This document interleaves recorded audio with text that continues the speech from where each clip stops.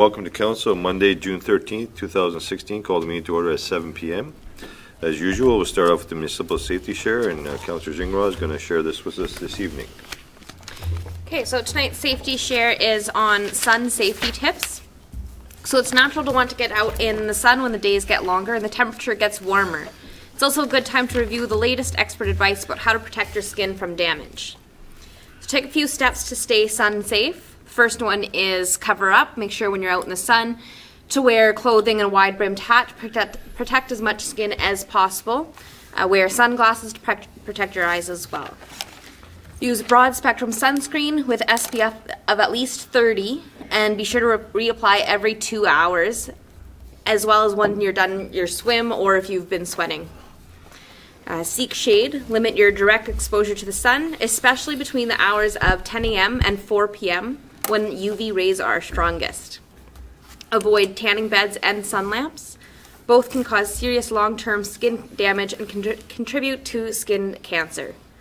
So when you're choosing the right sunscreen, choose a sunscreen with broad spectrum protection. Sunscreens with this label protect against both UVA and UVB rays. Make sure your sunscreen has a sun protection factor, so SPF of 30 or higher. And water resistant does not mean waterproof. So no sunscreen are waterproof or sweat proof, and manufacturers are no longer allowed to claim that they are. So that just means that make sure when you're out of the pool or out of the water or after you've gone for a run to reapply your sunscreen. Good. Thank you for that. And as usual, Marathon is not the greatest for the sun lately, so hopefully we'll be able to use a sunscreen soon enough.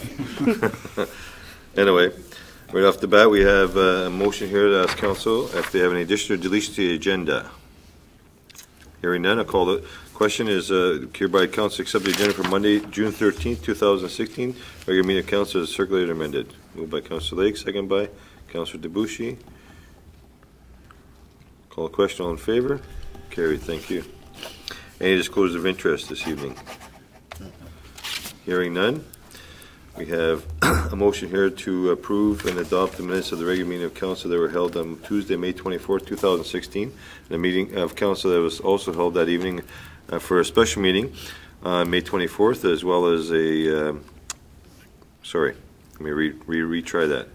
The regular meeting of Council that was held on Tuesday, May 24th, and the closed meeting of Council was held on May 24th, 2016, as well as a special meeting of Council held on Monday, May 30th, 2016, as circulated and amended. Moved by Councilor Lake, second by Councilor Zingra. Any questions or errors or omissions on those? Hearing none, I'll call a question. All in favor? Carried. Thank you.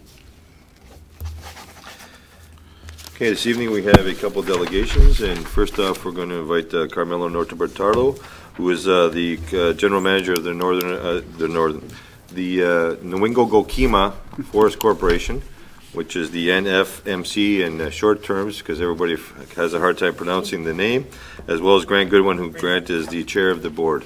So we welcome both Carmelo and Grant to the meeting and give us an overview of the things that have been happening for last year or so within the corporation. Good evening. Thank you, Mayor Dumas and Council. So as you're aware, we try at least once a year to come in front of Mayor and Council and give you an update on how the corporation, the NFMC, is doing and what we look forward to over the next 12 months, and then give you an opportunity to ask us questions or raise any concerns that you may have at this time. So Grant Goodwin, the acting chair on behalf of the NFMC, is here with me tonight.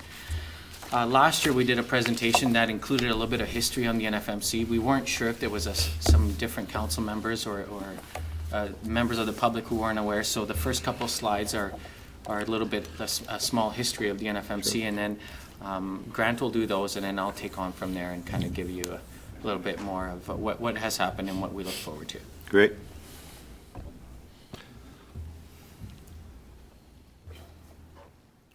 So as you probably remember, the era when the mill closures happened and the bankruptcies took place, and there was very little open between Espanola and Thunder Bay, and there was an interest in the forest being more in control or having a bigger say in the forest industry or the forest around our communities, and it was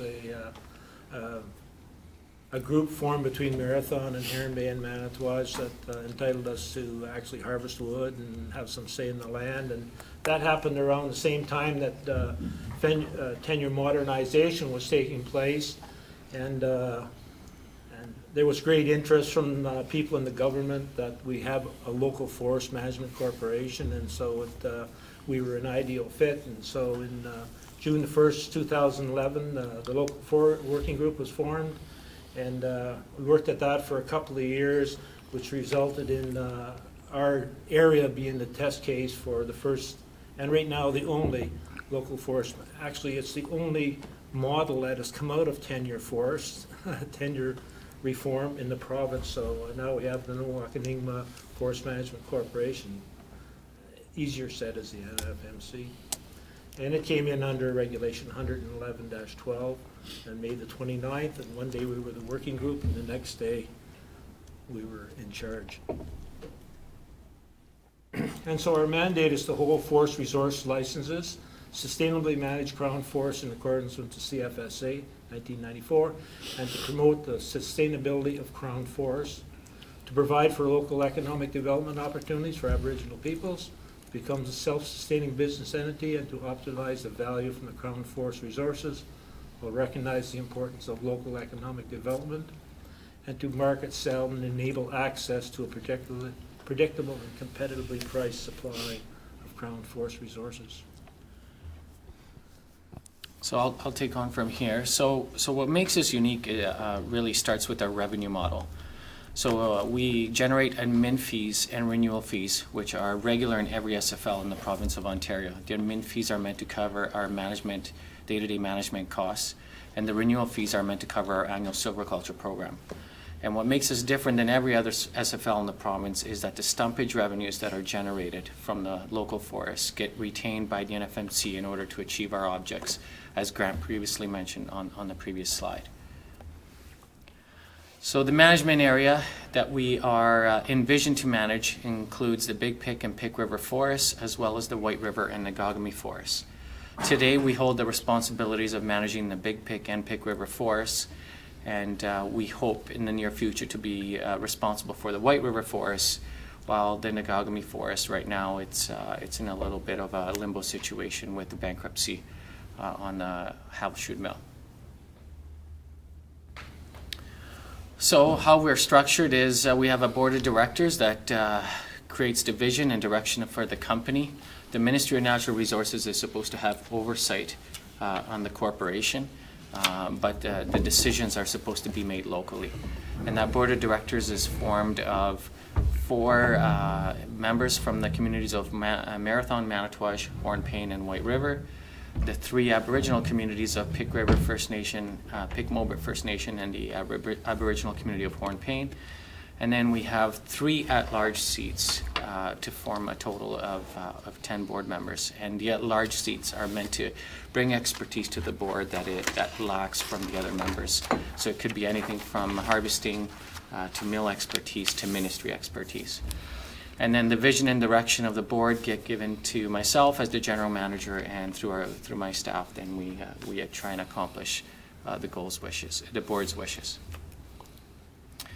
So in terms of operations on our land base, we have A.V. Terrace Bay, Olaf Havelshoot Timber, although currently in a bankruptcy situation, LaCours Lumber, Columbia Forest Products, Tembec Hearst, Tembec Chapleau, Long Lac Lumber, and White River Forest Products are all our customers who rely on wood purchased from the Big Pick and Pick River forests alone. I'm just concentrating on the 2 forests that we manage. None of my information on here includes the White River or the Ngagami forests. So harvesters, there's an increase of harvesters since the last time we talked. A.V. Terrace Bay is on the line base along with B&M Hauling. Muckwa Timber is Pick River First Nations harvesting company. Long Lac Lumber, LaCours Lumber, and a MIC Limited Partnership, which is Constance Lake First Nation, are the 6 harvesters currently on the Big Pick and Pick River forests.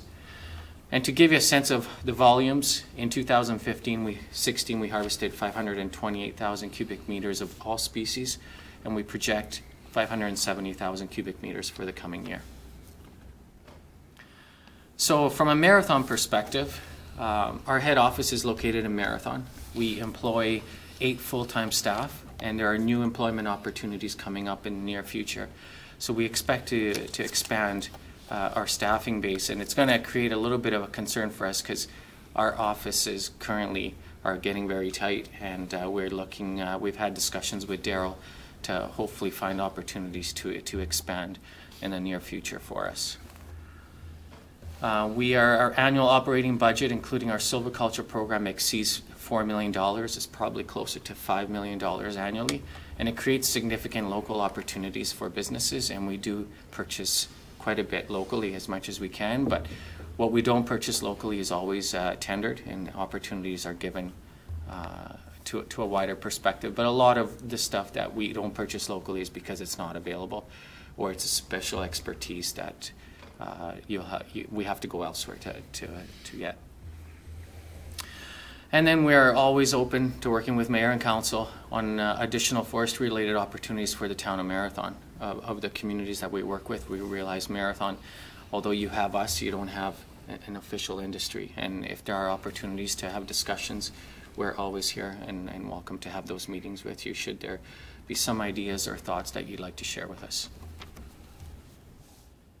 So I just want to give you a little bit of our current challenges. So we've had, since the inception, we've had a hard time hiring management and non-management positions at the NFMC. It's a little bit to do with not just the location in Marathon and being on northwestern Ontario has been tough, but it's also the industry itself has been having challenges since the economic downturn. It's been difficult to attract people back to the industry or to get even students to think about going into forestry programs.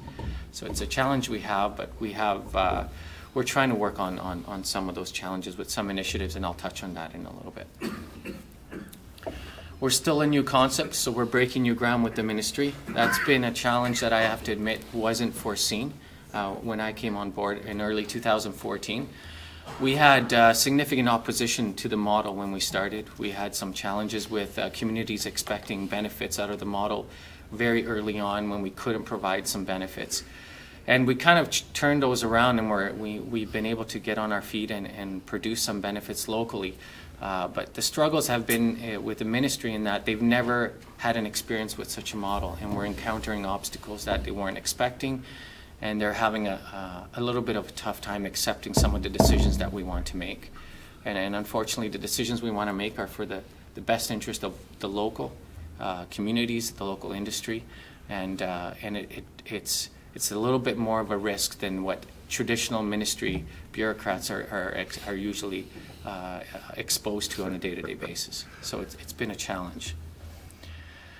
We're also in the final year of a forest management plan. So for those of you who don't know, we create 10-year forest management plans. Those 10 years go through significant consultation at the beginning of the process. Areas are identified in which we're able to harvest following that consultation. And we create basically enough areas to harvest for 10 years sustainably. And this forest management plan, we're at the end of the 10 years, it's the final year. And throughout these 10 years, we've seen the economic downturn and now a little bit of an upturn. And during those tough years, unfortunately, the best areas were harvested in order for whatever was left in the industry to survive. But the consequences of that is now we're in the final year of a 10-year plan, and the areas that we have left aren't very attractive. They don't provide the amount of wood that we expect to, and therefore our customers are kind of suffering because of it, because they go into these areas and the wood that should be there isn't there, or the quality of the wood isn't good enough. And we are working with our local First Nation communities, mainly Pic Mobert and Pic River, in terms of finding a permanent solution to ensure that we have access to all managed areas on our forests. Historically, there's been a lot of friction between the local First Nation communities and the industry, and we're looking at finding solutions so that we give opportunities to our local First Nation communities to harvest and be involved in the forest industry, but at the same time we have to have the ability to go in and harvest areas that the local First Nation communities aren't able to harvest or aren't interested in harvesting. And the last one, obviously, is a challenge, is the Howell-Shute bankruptcy. It affects significantly the township of Hornepayne, and it does affect the NFMC a little bit as well. And we're hoping that that the ministry is able to find a solution with a potential new buyer, and the NFMC will be there to, in any way we can, to assist. So I've talked about some challenges. I want to share with you some of our accomplishments. We work closely with our industry partners on achieving and maintaining FSC certification on the Big Pig Forest. It's a significant achievement not only to first get the FSC certification, but to retain certification has been a big challenge, and we were successful this year. We are now working towards also potentially getting the Pic River Forest FSC certified. We have established an operations committee giving all the mills and harvesters opportunities to provide input and to assist us in implementing our annual work schedule and our silviculture plans. And we're providing forestry sector training opportunities for not only the First Nation communities, but all our industry stakeholders in health and safety, harvesting, and road building opportunities. And this is part of our initiatives in expanding the human resources availability in the industry. We continue to build trust with our two local First Nation communities, Pic River and Pic Mobert, through regular meetings with Chief and Council, as well as regular meetings with their staff. We hired Pic River First Nation to be a full-time permanent contractor on the industrial road, and it's created 4 permanent positions for the community. And I have to admit, although like any startup company, it's tough at first, Pic River has done an incredibly good job at maintaining that road. And the latest and probably the success we're most proud of is that we were able to assist Pic River First Nation to start up their harvesting company, and it's created 6 new permanent full-time positions for the community. They actually have a total of 14 positions in the forest industry today. And our harvest levels on the management area has increased since the NFMC was established. The 7 years before the NFMC existed, the harvest levels were averaging 363,000 cubic meters annually. Since the NFMC has existed the last 3 years, they are at 544,000. Now, I realize that it's gone through the economic downturn, and some of this is not because of us, but certainly areas in the forest that have been harvested over the last 2 years have been because of the NFMC. We've been able to work with the local First Nation communities to have the industry access areas that they have not been able to access in over 7 years, and we feel that we're a big part of that. Also with Pic River now harvesting, we've been able to assist some new harvest capacity start up on the forest, which was not in existence before the NFMC. Over the last 3 years, we've lowered management fees and renewal rates to the industry, very significant to an industry that has a very competitive cost market.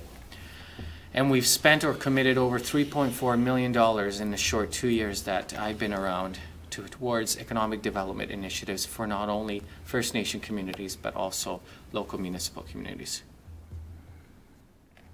For 2016 and 17, our outlook is quite bright, I think. We've begun discussions with Pic Mobert First Nation to assist them very similarly to what we did for Pic River. They currently are harvesting on the White River Forest. They want to expand that harvest capacity and create new employment for the local community. And they're planning to invest over $2 million in forestry equipment this year. We are implementing new strategic initiatives to help First Nation communities, municipality, and the industries in the forestry sector. And this is something I want to touch on. We are looking at starting a new bursary program. We want to offer to local high school students from all the communities an opportunity to to apply for a competitive first-year bursary that will allow one member from each community to go into a forestry program, whether it be a college or university. So we're going to be working on a policy that the board will approve in the near future, and we're going to roll that out, and we want all mayors and council and chief and councils to be aware of that. We think that'll be a very significant push to hopefully convince some people who are thinking about going into forestry to push them over the edge and kind of help them go into it. We expect to have the Big Pic and Pic River SFLs hopefully in the fall of 2016. So the SFLs are a sustainable forest license. It's basically a stamp to us. It means that we're permanently here to stay as NFMC. We currently hold an FRL, which is a temporary license, shall we call it.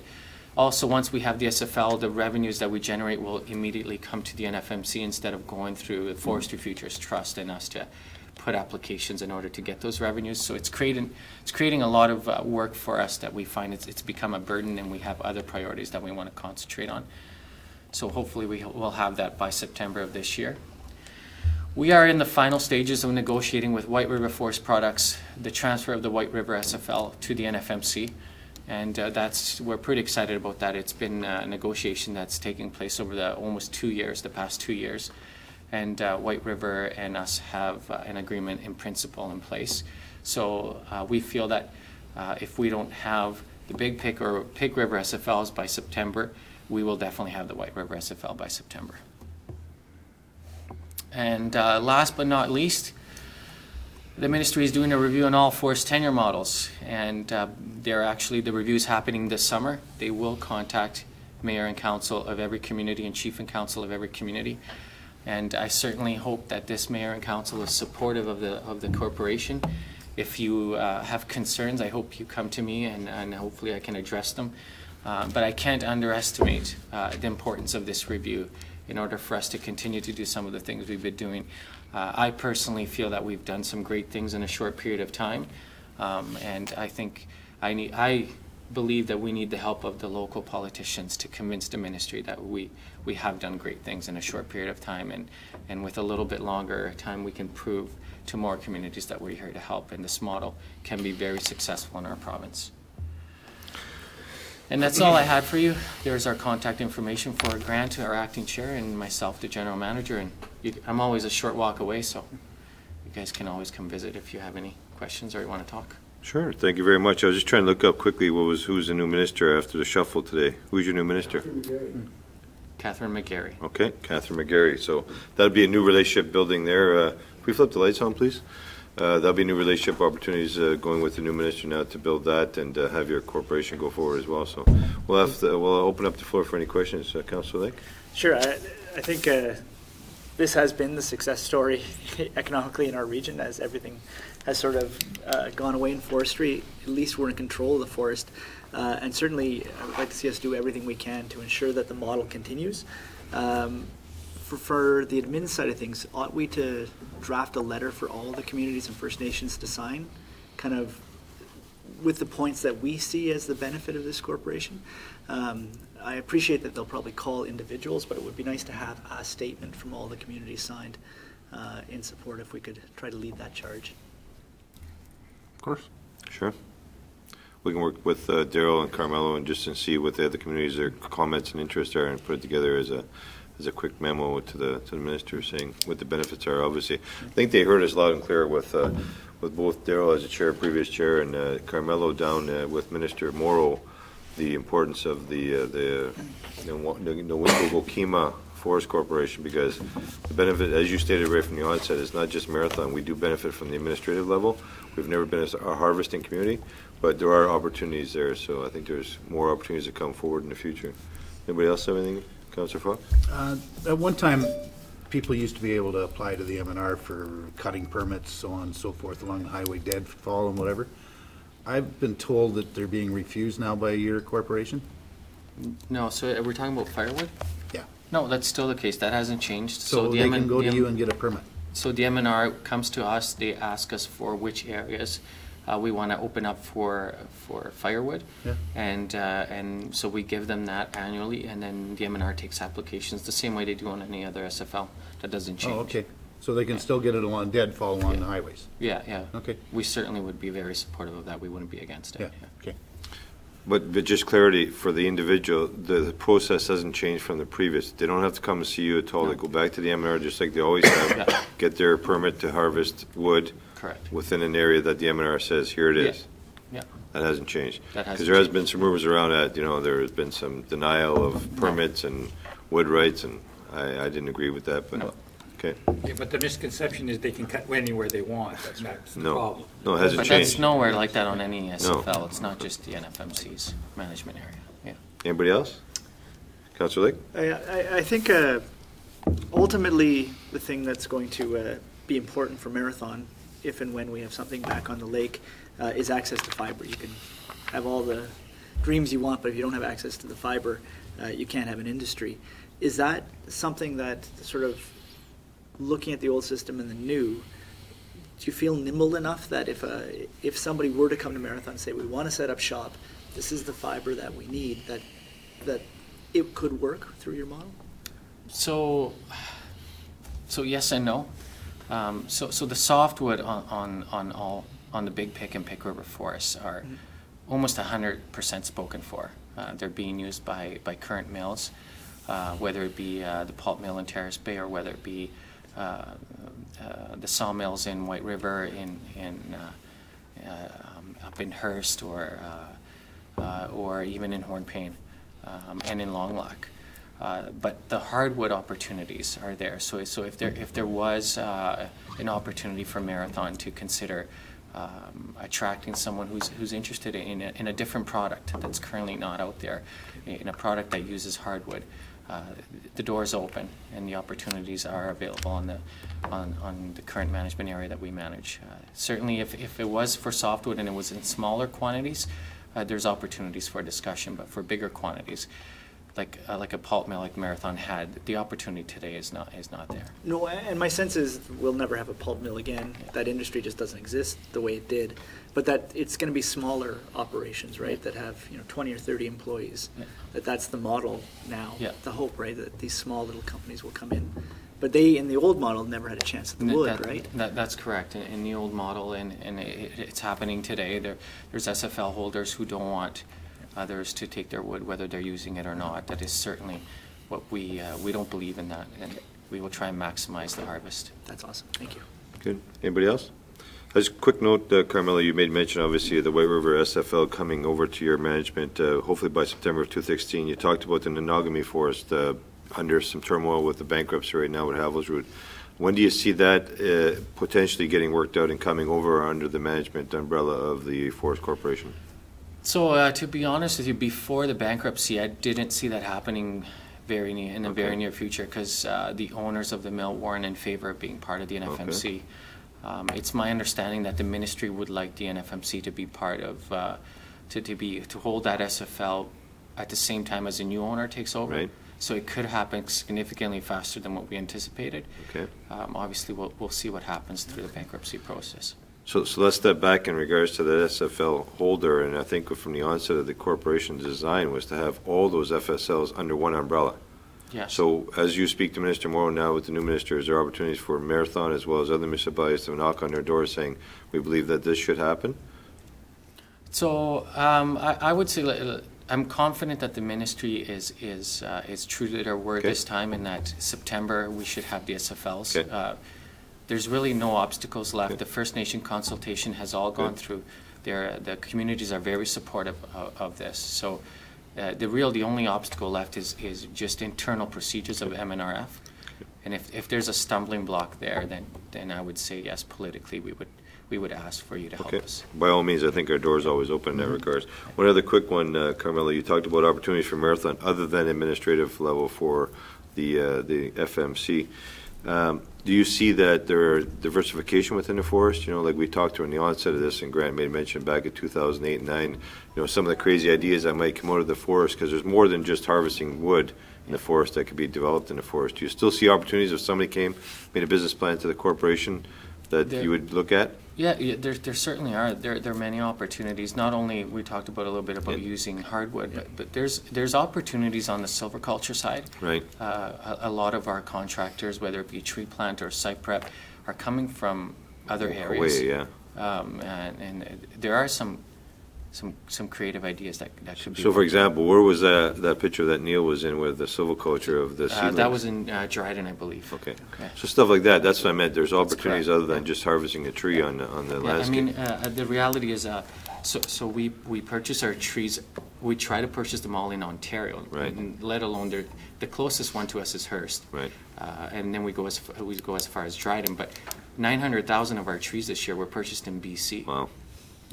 So there's opportunities. There's opportunities. That's when I said in that slide, there are local opportunities in that $4.5 to $5 million annual budget. Right. It's just a matter of, are there people out there interested in That in type sit of down and business. talk? Okay, Yeah. good. Well, I take the opportunity to thank you on behalf of council for coming out and speaking to us. Obviously, we look forward to seeing you again next year, and hopefully with more good news, and all these scenarios have taken place from the ministry level. But as always, Carmelo and Grant, we're here to assist you too as well. So by all means, let us know if anything you need from us to bring to the attention of government. And good luck with working with Daryl in regards to expanding your office, because we want to see expansion. Expansion is good. Okay. You said we could build a third story. Thanks, Grant. Thanks, Carmelo. Have a good night, guys. Wood construction. Thank you. Okay, well, Carmelo's putting his equipment away. We'd like to welcome down Christina Burke. Christina is also on the delegation list tonight to give us an overview of the wonderful program that's happening in our community with local planners. Good evening, Christina. Good evening, Mayor and Council. Daryl? Thank you. Okay, I won't take much of your time. There's been a small group of individuals who've shown interest in, as you probably know, in the planters in town. So there's 17 planters, and a couple of individuals made some phone calls to local businesses, and we were able to get adoptees for all 17 planters. Well, she was able to get the adoptees within a day. So local businesses have agreed to plant their own flowers and take care of these planters for the summer season. There's been some communication with Daryl and some of your staff, some of his staff, and we've arranged, Daryl's been very helpful in giving his assistance and letting us know what's available and what's not. And we've spoken to him about possibly having the town do some watering, and he's looking into that, so it's great. And Julie Amadeo and Kevin Cox have donated some lights for some of the trees, so you've probably seen some of them already in place. We had a deadline. We just have this basic letter that we sent out to the businesses, or Julie sent out, and basically she asked that the planters be done by June 13th. That was a little early, so maybe some people haven't done it yet, but it's in progress. And the maintenance is to be looked after by each individual. There's no cost associated with it. Kevin's agreed to make some placards for each of the planters, or if somebody wants to put up a sign, they can, saying they've adopted the planter. So yeah, so it's in progress, and Julie's actually had people calling her and mentioning if there are any more planters available, because it's so successful. So that's what's going on, and it's pretty a loose group, and we haven't done too much with it. We've just kind of got together and decided to do something with the planters this summer. Good, thank Yeah. you. Any questions of Christina?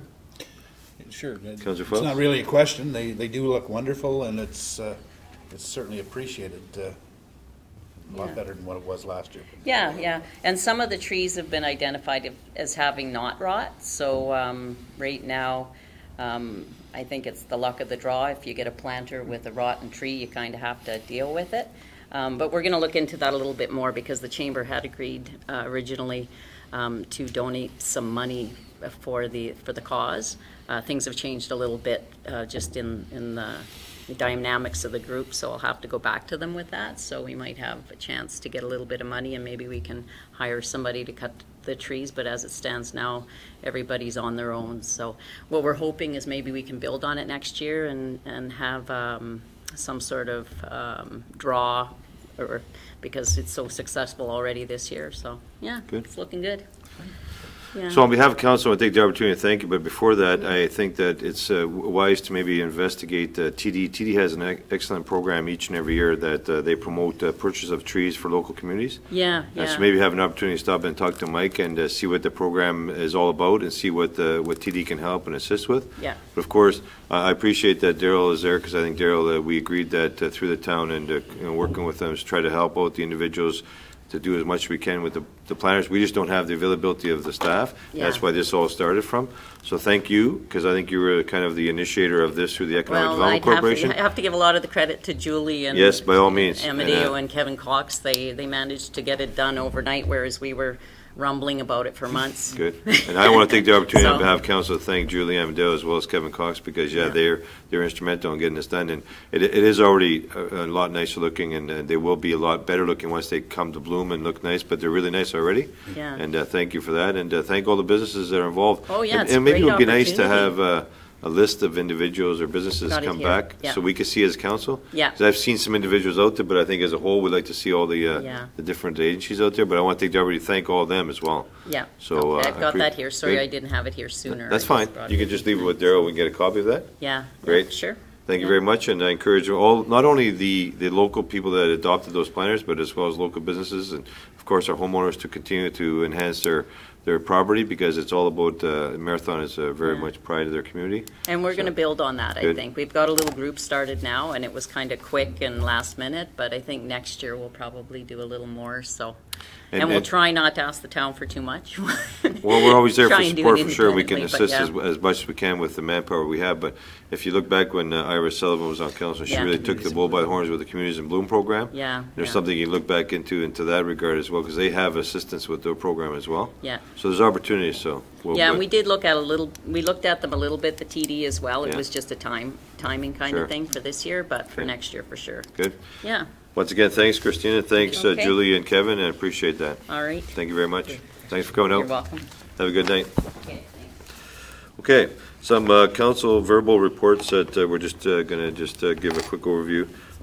Just to make mention, we had a request sent to us this morning to fly the LGBT flag here in Marathon, but we don't have, our policy clearly states we cannot fly a flag with the Canadian flag on our pole.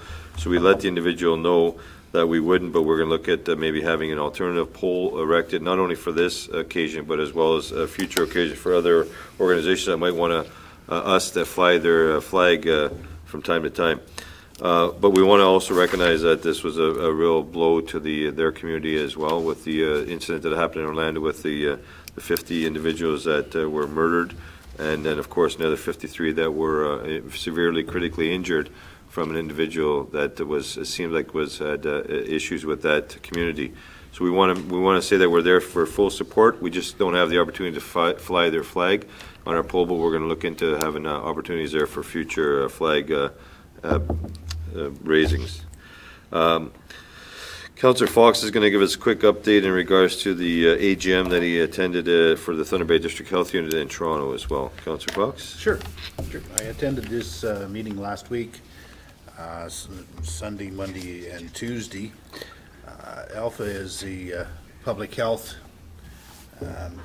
main body, and over the years, unfortunately, the meetings have dropped off to quite substantially to the original ones that I went to.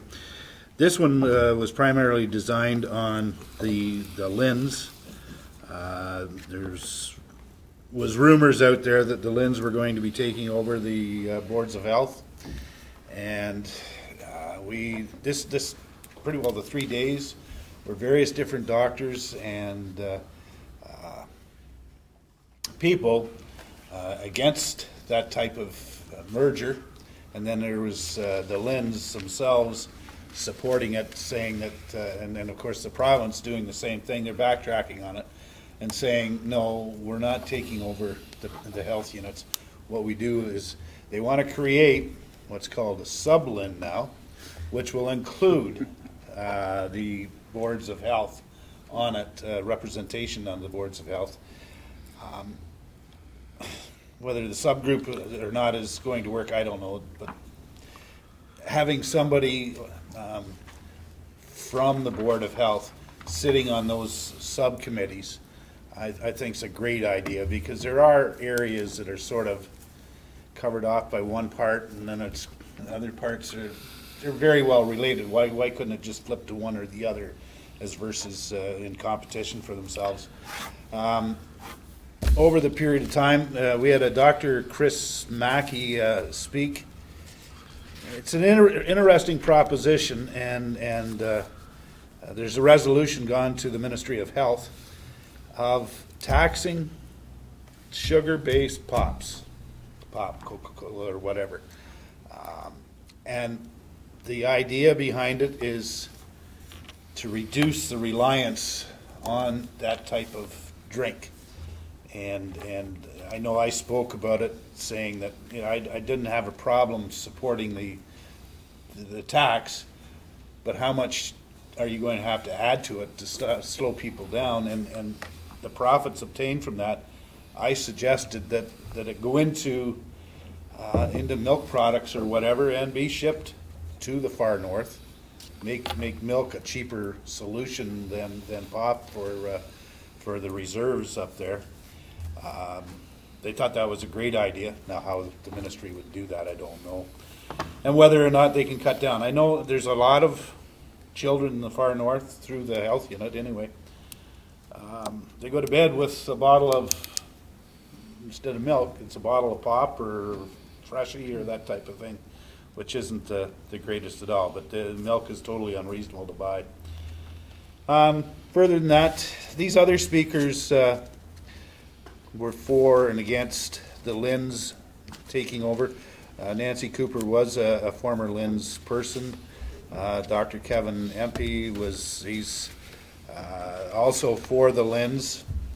We had Dr. Eric Hoskins speak to us, and once again the concern of long-term homes where long-term care homes were raised, and there's something in there that, and they didn't talk about it enough.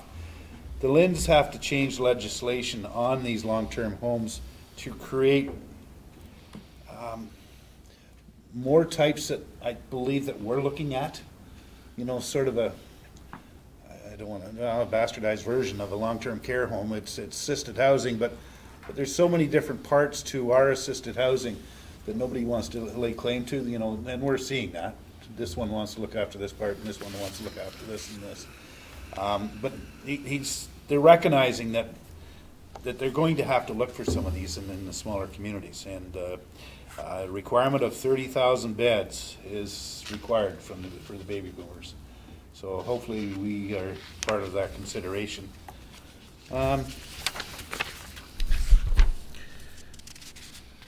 Just seeing,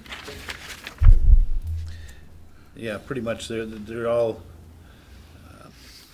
Well, there was one that I sat in, Dr. Michael Barrett, Chief Executive Officer for the Southwest LHINs. A lot of it was the same information that I got, I don't know, 7 years ago when the LHINs were trying to take over the hospitals, or got directed to take over the hospitals. There was a soft sell that I sort of chuckled in the back of my mind that I've heard this story before. I know the way it's going to go, but anyways, it was well worthwhile. My main concern was on governance issues, and unfortunately there was not any sidebars or whatever that we could go talk about governance issues. So I took it on my own to walk around to different boards and talk to them about it. Many councillors are concerned with the amounts of money that's going into these things and some control. There's others that I was pleasantly surprised to hear that they actually give rebates back to the communities. But those rebates are because they don't have a capital fund. They don't own the buildings.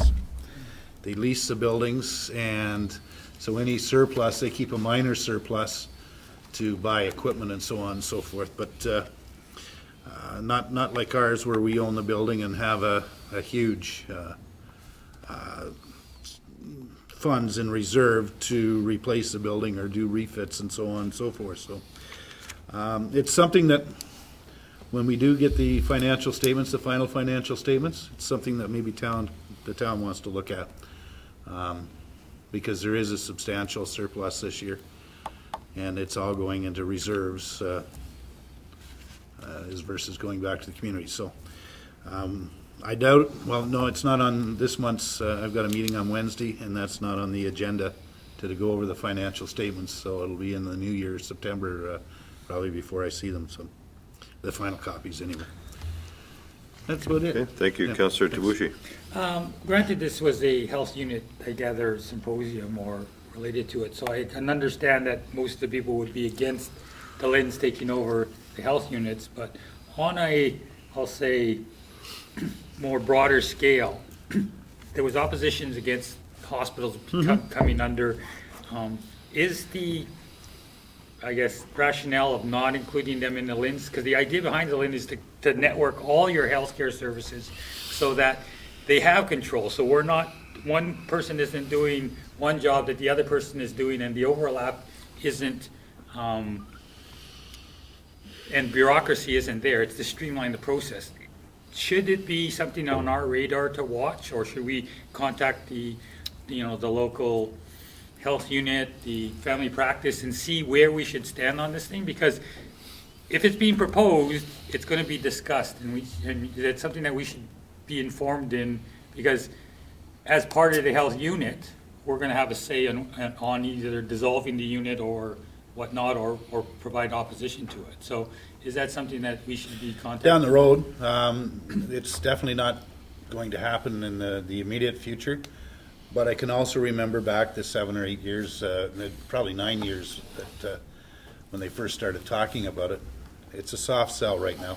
But it happened relatively quick. I mean, Once they got their feelers in and got some professional help in the field of the hospitals, when it first started, they had nobody with any experience in hospitals to sit on the actual LHINs. yeah, but I mean, if you look at the streamlining of what happened in our situation here, where we now have both Terrace Bay and Marathon Hospital under one blanket, and realistically, given the geography, maybe there should be a network of hospitals as opposed to each having a silo in administration, and that's because of the LHINs more Yes. so, right? Yes. So, health unit wise, because I know Thunder Bay has some specific issues that they provide Service Plus, Yep.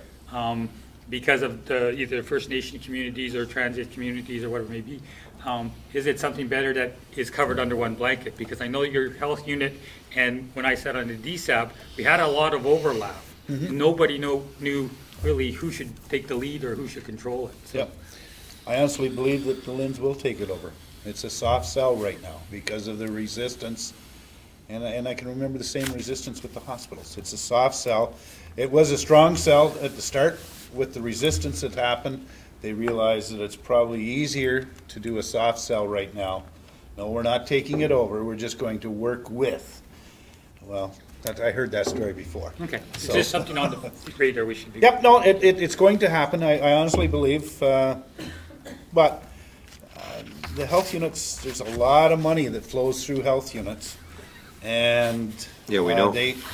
Yeah, and they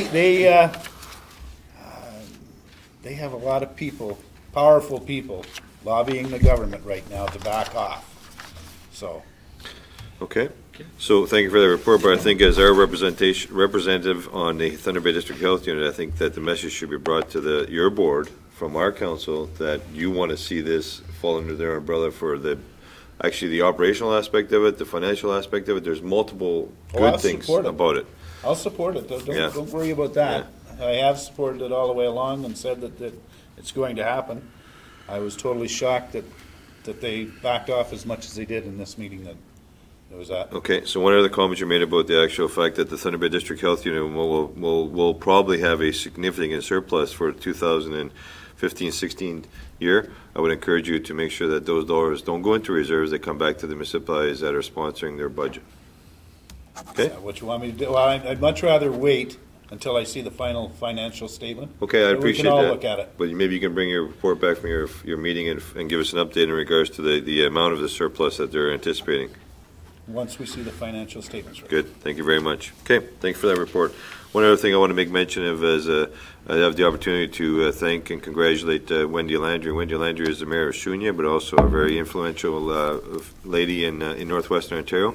She was recognized at the Northern Ontario Ladies Women's Awards for leadership and influential women and for Aboriginal leadership within northwestern Ontario. So congratulate to Wendy, who's mayor of Shunya, as well as representative working with Union Gas for First Nations and Métis municipal affairs. So congratulate to her.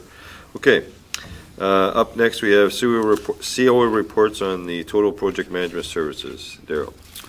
Thank you. The Town of Marathon's current corporate strategic plan has identified the current recreation complex as well as the Works and Operations facility are due for capital replacement, and planning work should be undertaken to facilitate new project development. Subsequently, in this year's budget, $150,000 was included.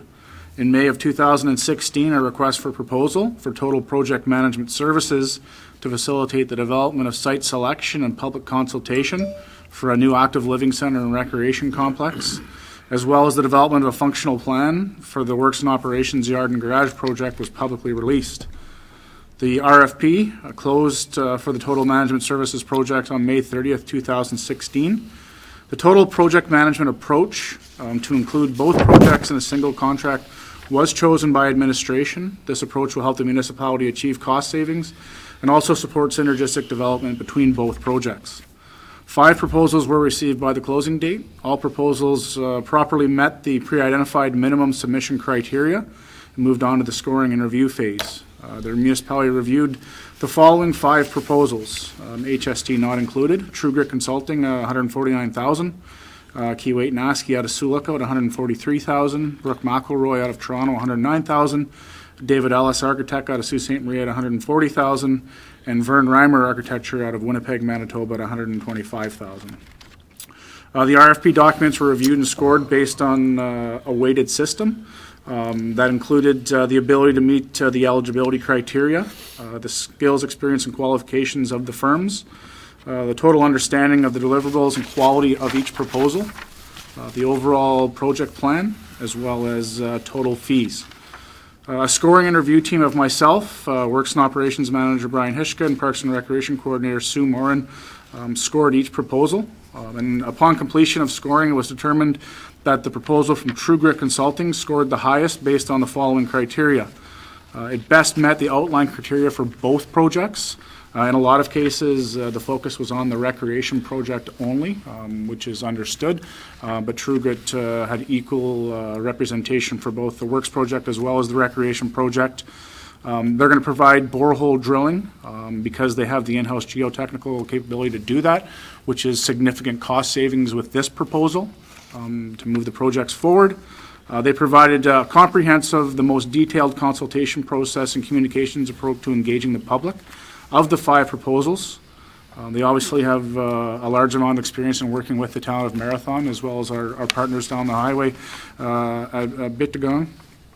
They provided value-added services, which includes looking at financial research and intergovernmental funding opportunities to move to the next stage of the project, should council choose to do so. They provided the most value to the town for the dollars budgeted, and they had total fees within the approved budget. As indicated, $150,000 was included in this year's budget. The proposal came in just under that at $149,000 and $149,500. Your options are A, accept the proposal as submitted from True Grit Consulting, or B, do not accept the proposal and reissue the RFP.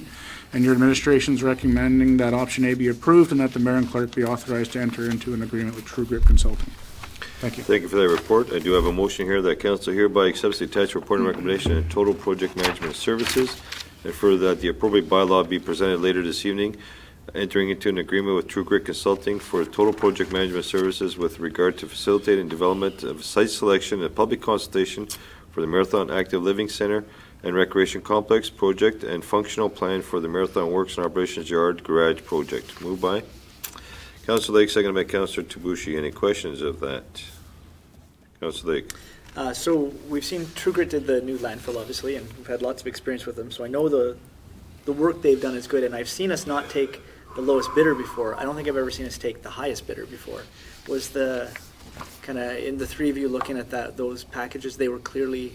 Yeah, so we chose to utilize a different process in scoring this project because there's such diversification within it. There's a lot of components that we're asking this particular firm to complete. And in True Grit's case, they're the main, they would be the main consultant on the project. But as an example, they're utilizing Form Architecture out of Thunder Bay, who's well known for some of their innovative designs to handle the architectural piece. They're using a firm out of Winnipeg who's well versed in pool engineering to do that piece of it. So they got a really multifaceted team. They also are going to use Norris Penny out of Toronto, who has a lot of experience in developing planning and financial administration for recreation projects. So the approach we took was we scored all 5 proposals based on their merit, and then we actually looked at the pricing that came in, so that pricing wouldn't sway the ultimate decision of administration in proposing the best project for the municipality. So in this particular case, if you look at the way that the pricing's set out, that is the way that they're scored. And in some cases, if you look at number 3, Brooke McElroy's proposal, it's well under $150,000, but they're missing a key component that they've included as a value added to the project, which would be an additional $35,000. It was our expectation that that was going to be included within the original proposal. So, all things being equal, and looking at the best possible proposal, and we want the best possible project.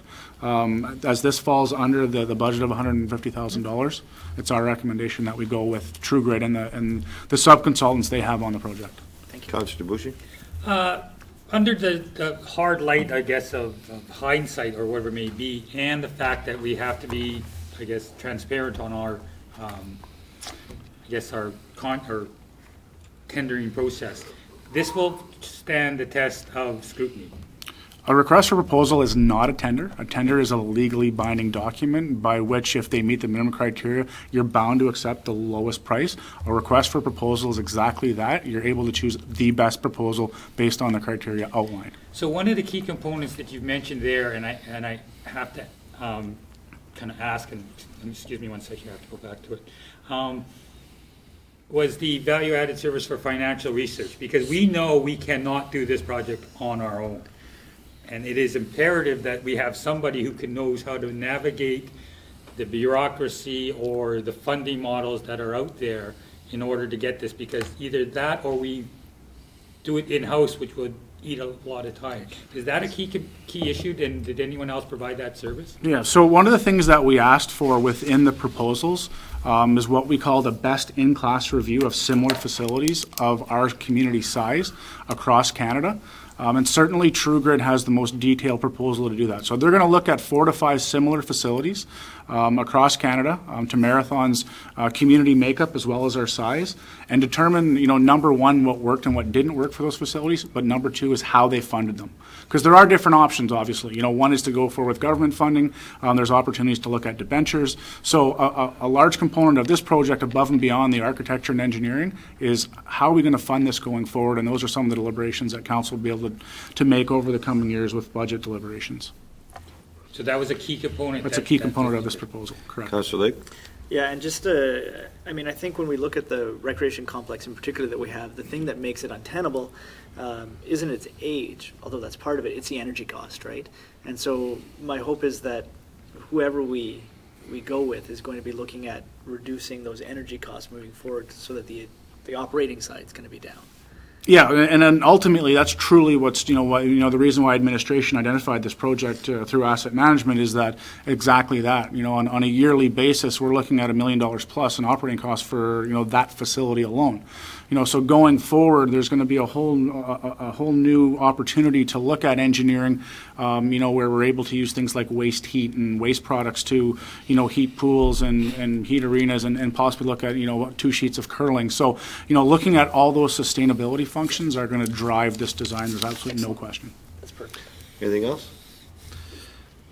As always, we trust our administration to make sure that the individual companies that we look for to represent our community to bring back reports or designs or ideals are the best ones put forward. And in this case, I believe that administration has done that. As always, it's not always necessarily the lowest or any tender, or in this case, a request for proposal is accepted. But we believe based on the scoring and the merits of this proposal in this motion, it's very, very well done. So I think we're satisfied with that individual firm, and we'll look forward to the report they present to us in a couple of months. Is there a timeline associated with this, Daryl? So the first thing we'll be coming out with in the next month as we launch this project is getting the public consultation piece out to the community. A large proportion of the rec recreation side of this project will be the public consultation. And there'll be a number of different meetings we're going to use in the months of September, October, November to get the public into workshops through social media. To ultimately, it's going to be the public's opinion that's going to drive the design of the project. So that we'll launch that in the next month or so and make sure that the community is well aware, as well as some of our partners in both Pick River and Pick Mobert. Good. Okay. So with that being said, I'll call a question. All in favor? Carried. Thank you much. Thank you for the report. Okay, up next we have the report on the Royal Canadian Legion Lab 3 project. And I have a motion here. Now the fact that we defeated this previously, Daryl, this motion here agrees that we further discussion regarding this proposal be brought back because it was defeated. So we have to approve this motion before we discuss it again, right? Correct. Because the motion was defeated previously, the majority of council must vote in favor of having the item back on the agenda to be redebated again. Okay. So with that being said, I'll call a question that council agrees to have further discussions regarding the Lab 3 project that was defeated on May 24, 2016 to regular meeting of council. Any mover second to put that on the floor? Councilor Zingra, Councilor Lake. Now, are there any questions before I ask the question? Councilor Debussy. Is there additional information that was not available for us the last time? There is. Okay. Okay, so with that being said, I need the majority, which is all of council in this case, not just the majority of council, right? You need the majority of council. So Unanimous. that does not be No? unanimous, that's the majority, Okay. 3/5 works. Okay, so with that being said, I'll call a question. All in favor to bring us back to the floor? Okay, opposed? Okay, good, so it's carried. So we'll have discussion. So Daryl, go ahead. Do you want to bring an individual down, or are you good? No, I think more than capable of handling. So on May 24th and 30th, administration brought forward reports requesting council's direction regarding the town of Marathon pursuing the Lab 3 project originally proposed by the Legion. Subsequently, council voted not to pursue the project as a town of Marathon project. On May 31st, administration sent a letter to the Legion stating the outcome of council's decision regarding the Lab 3 project and council's desire to support a different project, recognizing the contributions of Marathon's residents to the Canadian Forces, as well as rehabilitating the Cenotaph property. On June 7th, Mr. Mitch Donaldson met with administration and updated that the Legion once again be pursuing the Lab 3 project with the renewed volunteer project committee. So as Councillor Tabushi asked, that's key to this particular discussion here tonight. Mr. Donaldson has contacted Canada Company, the firm responsible for facilitating this project. And while Marathon's original deadline of May 31st, 2016 to secure the project has passed, Marathon is still eligible to pursue a project if the $7,500 refundable deposit is submitted. The renewed project committee's request of the town at this point in time includes, number one, supporting the Legion with the Lab 3 project as stated in the February 5th, 2016 letter of support. 2, submit the refundable deposit of $7,500 to secure the Lab 3 project. Again, the key there is that it is refundable should the project not proceed. And 3, this is a request from the new renewed committee that the town be the legal applicant for documentation purposes with respect to the project application. And the request from Mr. Donaldson with this particular item was, in the event that something happened to the Legion that was unforeseen, for example, let's hope it doesn't happen, but closure, that there would be a legal applicant such as the town that could still, carry on the project going forward, and that there would be some legal standing that it remains in Marathon. In addition, the renewed Lab 3 project committee has requested some additional supports from administration and works and operations that would be supported internally with no disruptions. So we believe we can take those on after discussions with Mr. Hishka without any issues to support this project. So the financial implications, to date, the Legion has fundraised $2,000, and they certainly expect to continue with that. To secure the project will cost $7,500, which is refundable as a down payment. And your options: A, submit the necessary refundable deposit payment of $7,500 to secure the project and support the project going forward with the Legion as the lead proponent and the town as the legal applicant. Or B, do not submit the necessary deposit payment.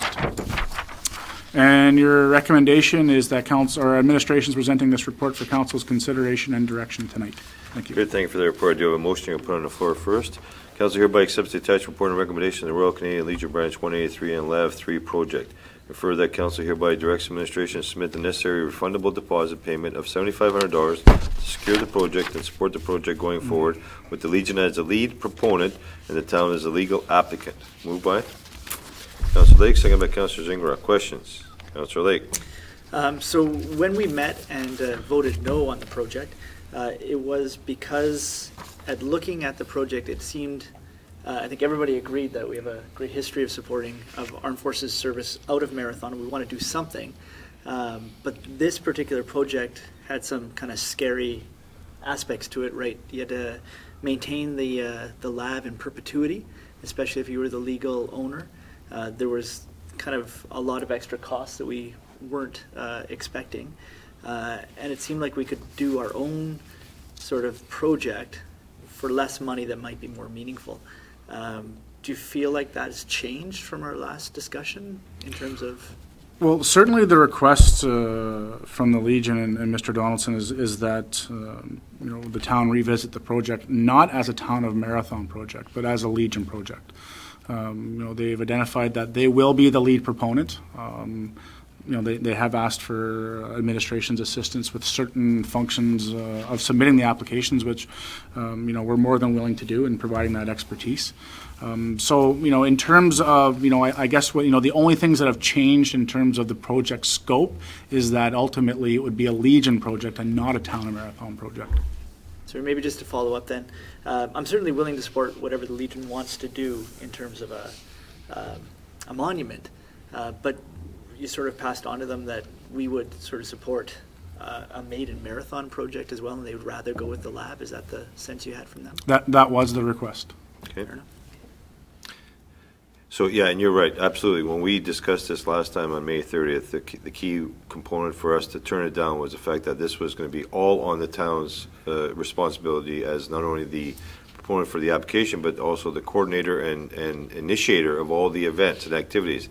So there was a huge dollar amount that was added to the municipality, plus the responsibility was put on your chair in regards to this project moving forward. Now that the Legion is saying that they're willing to take it back as the lead, with us being the funder of the refundable $7,500, that makes a lot of difference in regards to the project going forward for sure. Councilor Debussy.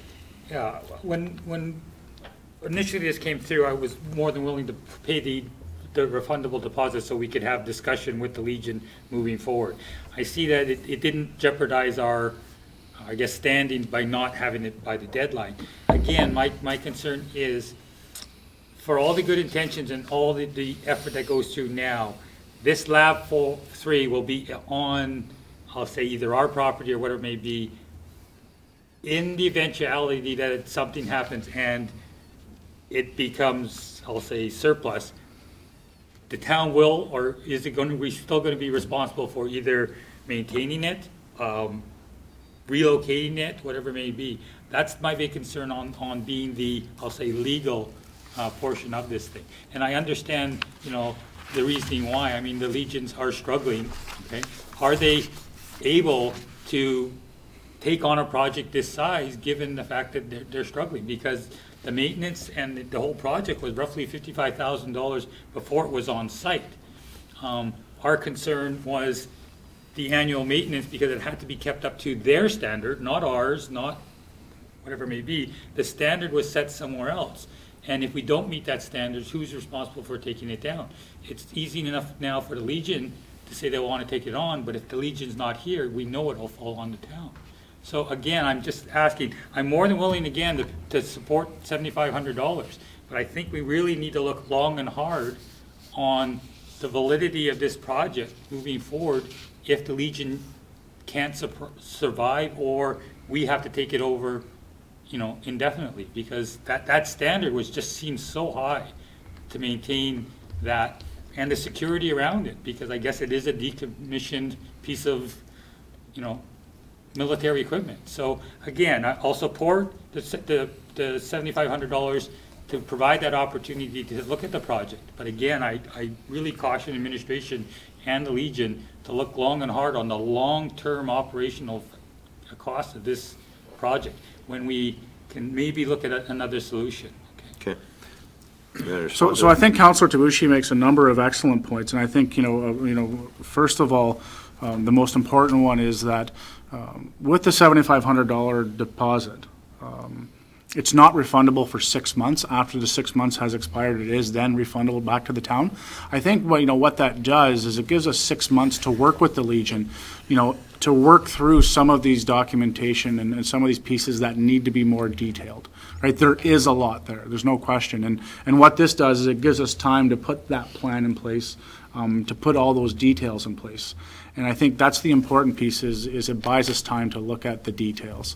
And, because, we certainly went through some of the legal requirements, but we didn't go through them in complete detail. So, when it says that there is a security plan required for this piece of equipment, what exactly does that mean? We can do those follow-ups, in support of the Legion and get that more detailed response, and then bring that information back to council. Okay, quick follow-up. Just to follow up, because I was more than willing to, and I'd recommend that we move to pay the deposit and then go into discussions.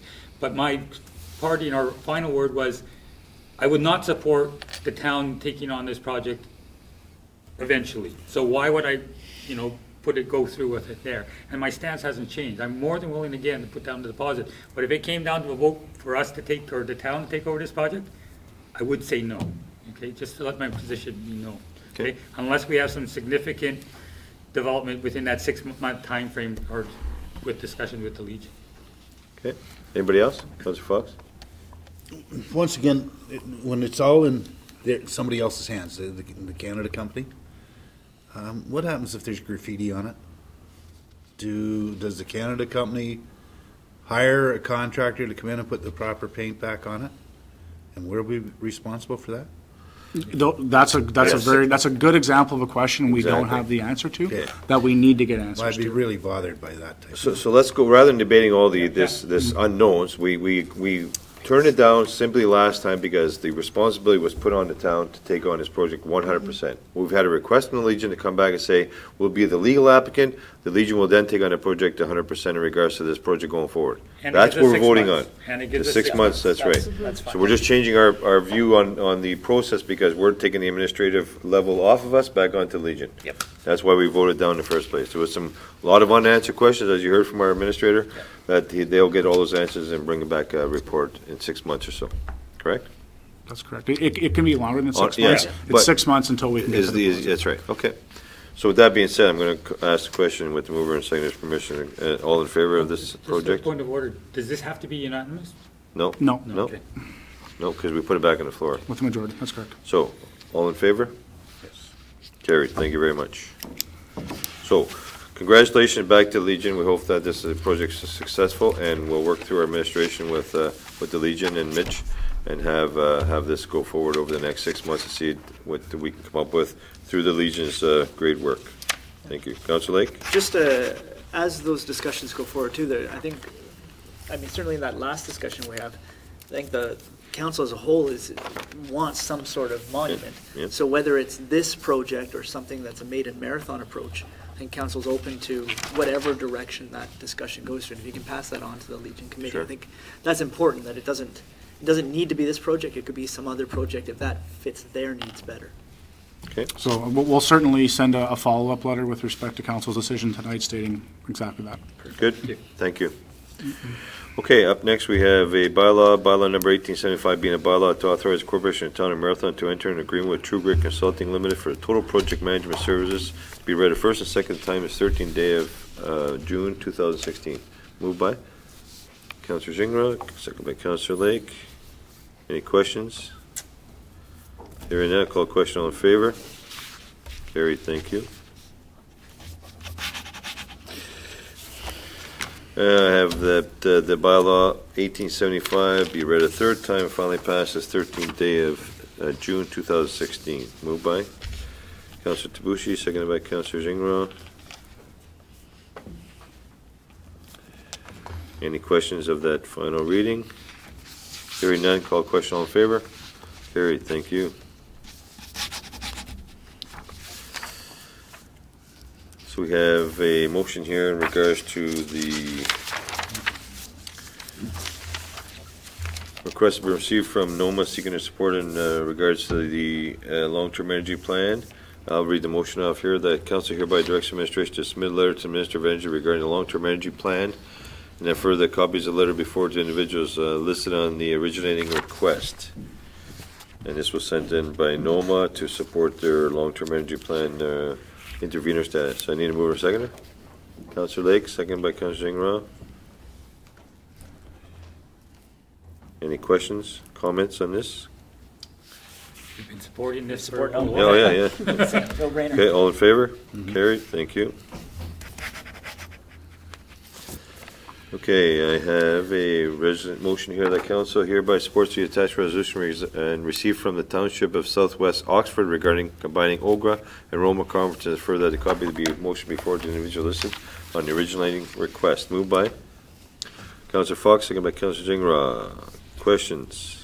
Councillor Lake. I've never been to Oklahoma, but I know our Public Works person does it in CO. What's your recommendation on this one? Okay, OGRA, yeah. very simply. Oh, yeah. We're not part of Roma, and we never have been. No. It's rural southern Ontario. Okay. Councillor Debussy. And I understand that because rural municipalities portion. However, there is some savings because you're going to the same conference, because Good Roads is also tagged on with OGRA. Is the concern that Roma would dominate the conference and OGRA wouldn't? Well, No, it's actually, it's the opposite, is, you know, I don't know the politics why the separation happened.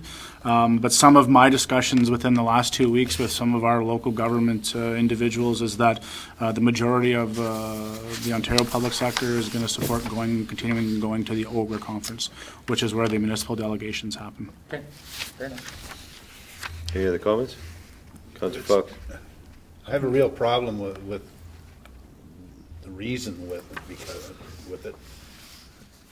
I honestly believe it might be the death of Roma. Who's going to attend this? Well, if I can respond quickly, I'll discuss Did you this go? at Oh, sorry. NOMA next week, but rural municipalities is basically a Southern Ontario-based conference that has representation from the rural municipalities, but the governance model in the rural municipalities of Southern Ontario are county governance. Right. And so it's a two-tiered governance model. We don't have that. Yeah. So it really leaves us right out into the cold. So that's why when this was combined from the Roma and OGRA conference way back, I think it was driven politically then to encompass all of Ontario at one conference. So it's a rural as well as a road conference. So it works and it's really good. So let's go back to that one single conference in February rather than having that January, February conference for Roma and OGRA. I agree. So, I agree. so that's all they're asking right here is just to go back to the combined conference That makes sense, right? and rather than having two separate conferences. Okay, Okay? thank you. Yeah, there's, it's just too much. I mean, and it's all about the Roma Board of Directors to reconsider. It's not so much the OGRA representation. So with that being said, I call the question. All in favor? Carrie, thank you. And I talked to ministerial reps, and they said that they would be attending the OGRA conference. So the ministers would be going there, not so much in Roma. So it doesn't really make sense. But okay, some announcements. Councillor Gingras. So I just want to announce that the museum is open again for summer hours. We have a summer student who is Sam Stone, who is starting at the end of June. So until his start date, the hours are limited. The door is wide open when it is open with the open sign on. I believe the hours are 12 till 5 until, like I said, Sam starts, when the hours will be a little more regular from probably 10 or so until the end of the day. Okay, Councillor Lake. You had something? I don't think so. No? Okay. And nothing else? Oh, the running race. I Yeah, did. you did. You There told, was- I knew you had I something. knew there was something. Just a reminder on, that's funny. I'm glad you're there for me, Mr. Mayor. The public school running race is on Thursday at noon, I think. So just to be careful when you're driving out on Thursday. There's going to be kids running around parts of the town, especially near the rec center. So just to slow down and watch for them running around. Okay. Just- Councillor Fox? Just a brief one for any of the seniors out there that belong to the senior club. It is the President's Luncheon tomorrow, so our meeting will be at 12 o'clock, and lunch will be provided to all members.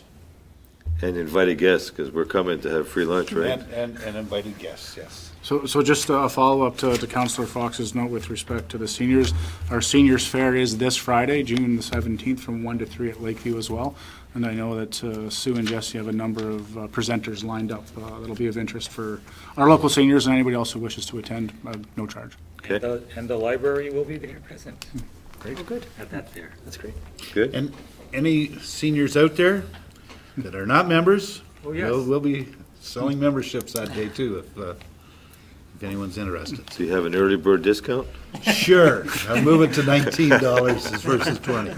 Like, I bet like 50, what's your You entry? can't have a free coffee No? when you join. What's your entry level for senior nowadays at the seniors club? $20 for. No, the age. Oh, it's a 55 plus cup. Okay, 55 plus, okay. We're not quite there yet. Close. Council I am DeBouchy, there. With room to spare. Council DeBouchy's there, so you get us $20 out of him tomorrow there if he comes down for lunch. Oh, yes, that's right. Okay, so with that being said, we will now adjourn the meeting at 8:20 PM, so have a good evening, and see you later. Moved by Councilor Lake, second by Councilor Debuchy. Thank you, Good good night. night. Night. Way longer than I thought it'd be.